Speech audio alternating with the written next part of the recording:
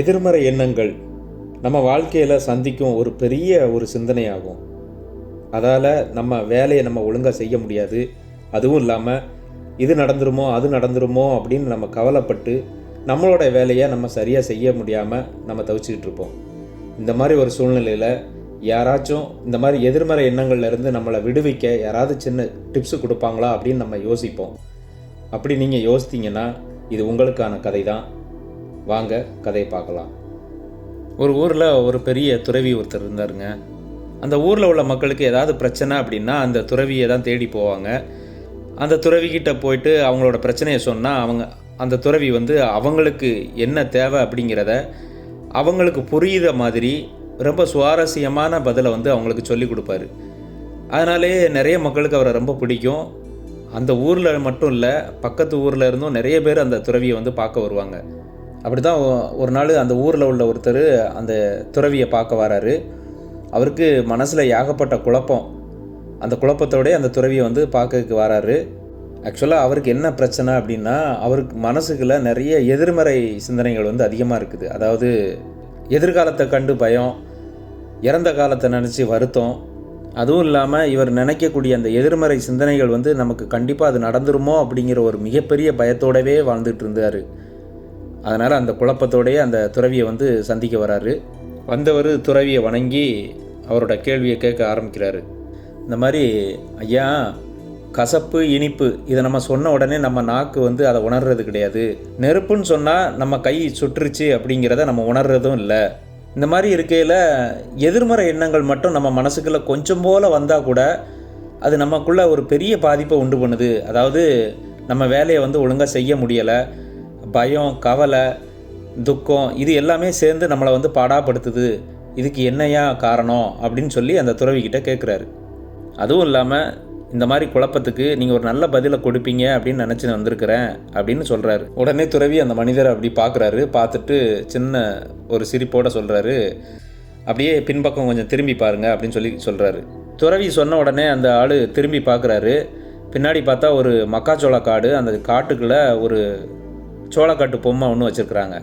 துறவி அந்த சோளக்காட்டு பொம்மையை காணிச்சு அவர்கிட்ட கேட்குறாரு, இந்த மாதிரி அந்த சோளக்காட்டு பொம்மைக்கு உயிர் இருக்குதா அப்படின்னு சொல்லி கேட்குறாரு. அப்போ அந்த நபர் சொல்கிறாரு, இல்லை, அதுக்கு உயிர் கிடையாது அப்படின்னு சொல்கிறாரு. மறுபடி துறவி கேட்குறாரு, இந்த மாதிரி அந்த பொம்மையால் பேச முடியுமா, இல்லை இந்த பொம்மையால் அவ்வளோ தூரம் நடக்க முடியுமா அப்படின்னு சொல்லி கேட்குறாரு. அதுக்கு அந்த ஆள் சொல்கிறாரு, இல்லை சாமி, அது கண்டிப்பாக அதால் பேசவும் முடியாது, நடக்கவும் முடியாது ஐயா அப்படின்னு சொல்கிறாரு. இப்போ மறுபடியும் அந்த துறவி ஒரு கேள்வியை கேட்குறாரு. அதாவது உயிரே இல்லாத இந்த சோளக்காட்டு பொம்மை, அதாவது வாயும் பேச முடியாது, நடக்கவும் முடியாத இந்த சோளக்காட்டு பொம்மையை பார்த்து இந்த காக்கா கூட்டமும் மற்ற பறவைகளும் பயந்து ஓடுறாங்கல்ல, அது எப்படி அப்படின்னு சொல்லி அவர் கேட்குறாரு. உடனே அந்த ஆள் ஒரு சிம்பிளாக ஒரு பதிலை சொன்னார். என்னென்னா, ஐயா, அந்த பொம்மைக்கு உயிர் இல்லை அப்படிங்கிறதும் அதால் நடக்க முடியாது, அதால் பேச முடியாது அப்படிங்கிற ஒரு விஷயம் 6 அறிவு உள்ள மனுஷனுக்கு தானே தெரியும். ஆனால் பாவம் 5 அறிவு உள்ள அந்த பறவைகளுக்கு தெரியாது இல்லையா? அதனால தான் அந்த காக்கா கூட்டமும் மற்ற பறவைகளும் பயந்து அந்த சோளக்காட்டுக்கு வர்றதில்லை அப்படின்னு சொல்கிறாரு. இதை கேட்ட அந்த துறவி அந்த நபர்கிட்ட சொல்கிறாரு, நீ சொன்னது நல்ல சரியான புரிதலோடு நீ அந்த பதிலை சொல்லியிருக்கிற. அதே மாதிரி நம்மளும் நம்ம மனசை சரியாக பழக்கப்படுத்தாமல் வச்சுருந்தோன்னா இந்த 5 அறிவு ஜீவன் போல தான். அதாவது அந்த சோளக்காட்டு பொம்மை, உயிர் இல்லாத அந்த சோளக்காட்டு பொம்மையை பார்த்து பயந்ததில்லை, அது மாதிரி தான் எதிர்மறை எண்ணங்களும் சிந்தனைகளும் வெறும் உயிரற்ற பிம்பங்கள்னு நாம் தெரியாமல், அதை பற்றி புரிஞ்சிக்காமல் நாம் அதை பார்த்து பயந்துக்கிட்டே இருக்கிறோம். கொஞ்சம் உன்னோட மனசை பழக்கப்படுத்திப்பார்.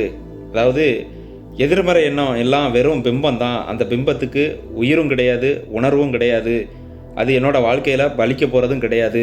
அதை விட என்கிட்ட நிறைய நல்ல எண்ணங்களும் நல்ல சிந்தனைகளும் இருக்குது அப்படின்னும், அந்த நல்ல சிந்தனை தான் நடக்க போகுது அப்படின்னும், எனக்கு மேலும் மேலும் நல்லது தான் நடக்க போகுது அப்படின்னு உங்கள் மனசுக்கிட்ட சொல்லி பாரேன்.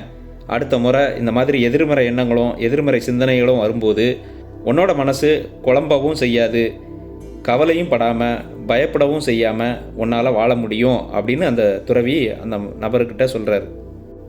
ஆமாங்க, நம்முடைய அன்றாட வாழ்க்கையிலையும் எங்கு திரும்பி பார்த்தாலும் எதிர்மறையான செய்திகளை பார்க்கும்போதும் கேட்கும்போதும் எப்படிங்க எதிர்மறை எண்ணங்கள் தோன்றாமல் இருக்கும் அப்படின்னு நம்ம கேட்கலாம்.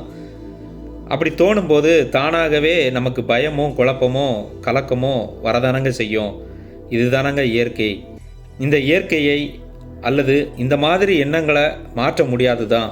ஆனால் எதிர்மறை எண்ணங்களும் எதிர்மறை சிந்தனைகளும் வந்தால் கூட மனசு அதை பற்றியே சிந்திக்காமல் வேறு நல்ல விஷயங்களை பற்றி சிந்திக்கக்கூடிய அளவுக்கு நம்ம மனசை நம்மளால் மாற்ற முடியும். கதையில் சொன்ன இந்த சிறிய பயிற்சியை நீங்கள் தினமும் கடைபிடிங்க. ஒரு நாள் கண்டிப்பாக உங்கள் மனசு எதிர்மறை எண்ணங்களை எப்படி கையாளணும் அப்படிங்கிற யுக்தியை கற்றுக்கிட்டு உங்கள் வாழ்க்கையை சீரும் சிறப்புமாக நீங்கள் கடந்து போகலாம் அப்படிங்கிறத நான் நம்புகிறேன். கதை பிடிச்சிருந்துன்னா லைக் பண்ணுங்கள், ஷேர் பண்ணுங்கள், மறக்காமல் சேனலை சப்ஸ்கிரைப் பண்ணுங்கள். இந்த சேனலோட மற்ற கதைகளோட லிங்க் எல்லாமே டிஸ்கிரிப்ஷனில் கொடுத்துருக்குறேன். நீங்கள் போய் செக் பண்ணி பார்க்கலாம். நன்றி, வணக்கம்.